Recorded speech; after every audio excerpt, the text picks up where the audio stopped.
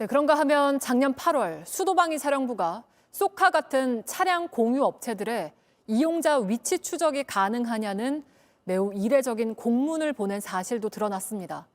저희 취재진이 그 공문을 입수했는데 공문 내용도 의문스럽지만 해명 역시 의문투성입니다. 박준우 기자가 취재했습니다. 지난해 8월 13일 차량 공유업체 쏘카 고객센터에 의문의 전화가 걸려왔습니다. 발신자는 수도방위사령부 예하부대의 김모대이였습니다. 몰래 침투한 북한군이 공유 차량을 이용해 도주하면 차량 위치를 실시간 추적할 수 있냐는 질문이었습니다. 이례적인 요청에 쏘카 측은 공문을 달라고 했습니다. 보름 뒤 수방사가 보낸 공문입니다. 직접 방문할 테니 3가지 사항을 협조해달라고 말합니다. 결제 등 차량 이용 방법, 차량을 이용 중인 고객 신원 확인과 위치 확인 방법, 전시 상황에 특정 인원이 이용하는 차량을 찾을 수 있는지 등입니다. 통상 범죄를 수사 중인 경찰이 요청할 경우 차량 위치 정보를 제공하는 게 가능하지만 이번엔 달랐습니다.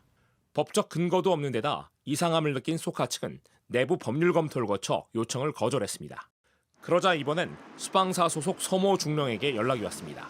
서 중령은 수방사 차량이 부족해 작전 수행 시 쏘카를 이용 가능한지 검토한 것이라며 북한군이나 전시 상황은 잘못 전달된 것이라고 설명했습니다.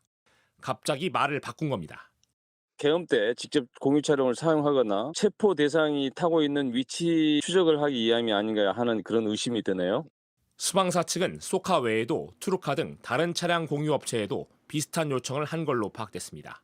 군 관계자는 JTBC에 거동 수상자를 추적하기 위한 훈련의 일환이었다며 계엄과는 전혀 상관없다고 해명했습니다. 하지만 거절 이후 말을 바꾼 이유에 대해선 밝히지 않았습니다. JTBC 박준우입니다.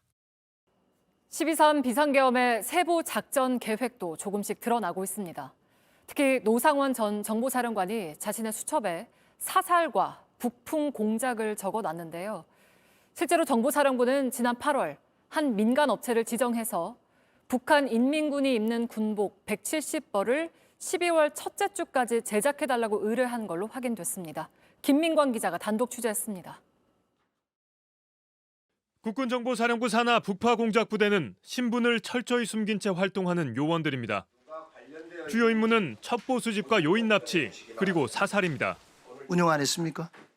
소집은 일부 했습니다.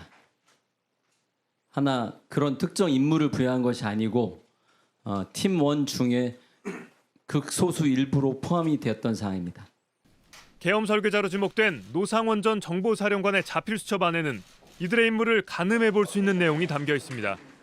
수첩에는 정치인과 언론인들에 대한 사살 계획, 그리고 북한의 도발을 유도하는 북풍 공작 계획 등이 담겨 있습니다. 실제로 정보사는 지난 8월 A 업체에 다양한 사이즈의 인민군복 170여 벌을 12월 첫 주까지 제작해달라고 의뢰한 것으로 확인됐습니다. 비상계엄 시기가 넉 달 전부터 정해졌을 가능성도 보여줍니다. 정보사는 업체 측에 영화 제작 목적이라고 했습니다. 하지만 A 업체는 영화 제작 의상을 만드는 회사가 아니라 2020년 실제 전투복을 제작해 납품한 경험이 있던 업체였습니다. 정보사는 인민군복 샘플도 보내 이를 참고해달라고 요청했습니다.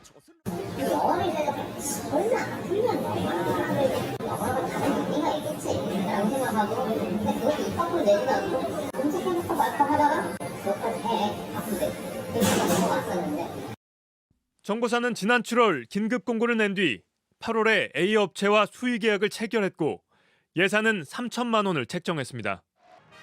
A 업체는 비상계엄 사흘 뒤인 지난 6일 인민군복을 정보사에 납품했습니다. 도발을 유도한다든가 사살이라든가 이런 걸 하기 위해서는 아마 자작극, 북한군을 가장해서 어떠한 행동을 할 수가 있습니다. 인민군복을 제작해서 납품한 거와도 연관이 있지 않은가. 검찰 특수본 관계자는 제작 정보가 새어나가지 않으면서도 작전 수행이 가능한 고품질 군복을 만들기 위해 해당 업체를 선택했을 가능성이 있다고 설명했습니다. JTBC 김민관입니다. 네, 불법 비상계엄을 앞두고 정보사령부가 선관위 직원을 위협하기 위해서 야구방망이와 재단기를 샀다는 소식 전해드린 바 있습니다. 정확히 어떤 제품인지 구입 내역을 확인해 보니 반달형 칼날이 달린 작두형 재단기였습니다. 구매를 지시한 노상원 전 정보사령관은 물리력을 행사하면 다 불개돼 있다고 말한 걸로 전해집니다. 김민관 기자의 단독 보도입니다. 날카로운 반달형 칼날이 달린 작두형 재단기. 손잡이를 잡고 누르자 종이가 두부 자르듯 잘립니다. 재단기의 칼날은 A4용지 30장도 한 번에 자를 수 있을 만큼 날카롭습니다. 노상원 전 정보사령관이 주재한 롯데리아 계엄 모의에 참석했던 정보사 정모대령은 비상계엄 2주 전인 지난해 11월 20일 인터넷으로 이 재단기를 구입한 것으로 확인됐습니다. 앞서 검찰특별수사본부는 정보사에서 선관위 직원들을 체포하기 위해 케이블 타이와 포승줄, 안대, 야구 방망이, 송곳과 망치 등을 사전에 미리 준비했다고 밝힌 바 있습니다. 정 대령은 재단기 구입 경위와 관련해 수사기관에 선관위 직원들을 위협하기 위해 구매한 물건이라고 진술한 것으로 전해졌습니다. 다만 구매 과정을 살펴보면 단순 위협용에 그치지 않았을 가능성도 있어 보입니다. 공수처에 따르면 지난해 11월 17일 정 대령은 노상원 전 사령관과 문상호 정보사령관 등을 안산 롯데리아에서 만났습니다.